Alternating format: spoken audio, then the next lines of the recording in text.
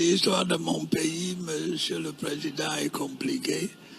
Nous avons été d'abord colonie allemande, ensuite, après la Première Guerre mondiale, l'Allemagne a perdu ses colonies et celles-ci ont été partagées entre la Grande-Bretagne et la France.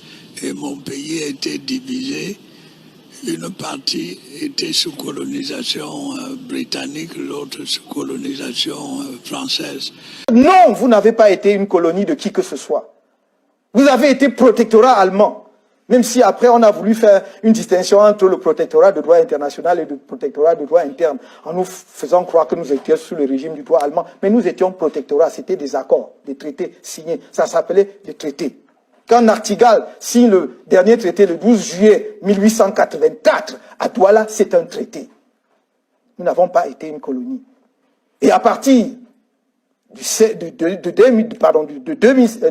1916, lorsque l'Allemagne perd la guerre, il y a un condominium franco-britannique qui s'installe pendant une courte période pour qu'à partir de 1922, nous soyons un territoire sous mandat. Donc nous n'avons jamais été une colonie.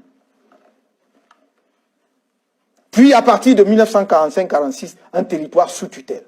Donc nous n'avons jamais été une colonie. Il faudrait donc qu'on repositionne nos relations en se souvenant de cela.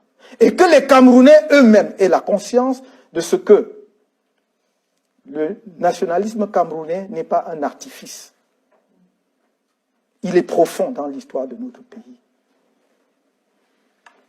Quand Mangabel envoie des émissaires au sud, Gossodine,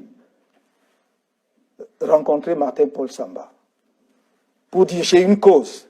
Face aux Allemands qui arrachent nos terres, on doit faire cause commune pour se battre. C'est là que commence à naître la nation camerounaise. C'est ça que je voudrais que mes jeunes compatriotes, à qui on n'a pas enseigné cela, ça que je voudrais qu'ils sachent. Et que c'est dans cette dynamique, toute cette trajectoire que s'est bâti notre pays. En passant par les nationalistes des années 1948 jusqu'au dernier exécuté le 15 janvier 1971, Ernest Wandira Bafoussam. C'est ça l'histoire du Cameroun. Il faut s'inscrire donc dans cette continuité. C'est ça que je voudrais que nous continuions à faire. Et que ceux qui viennent diviser artificiellement les Camerounais ne trouveront jamais au MRC, encore moins auprès de Camto, un quelconque soutien.